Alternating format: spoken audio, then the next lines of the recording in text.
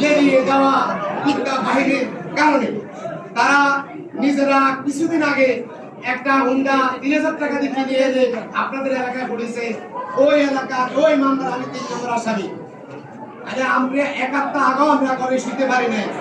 আল্লাহর অশেষ মেহেরবানি, ছাত্র জনতা ভোট থেকে আজকে আমরা যে নতুন স্বাধীন বাংলাদেশ পাইছি তার জন্য আমরা শুকরিয়া জ্ঞাপন করি আল্লাহ রাব্বুল আলামিনের কাছে। পাশাপাশি আমার ভাইরা এবং নেতৃবৃন্দ এবং মুরব্বীগণ, আমরা যে স্বাধীনতা পেয়েছি তার জন্য আমি একটা কথা বলবো, অনেক সুযোগ সন্ধানী আওয়ামী লীগের বিদ্রোহ বাহিনী আছে, আপনার সাথে মিশে আমাদের ক্ষতি করার চেষ্টা করবে। আপনারা তার জন্য সতর্ক থাকবেন।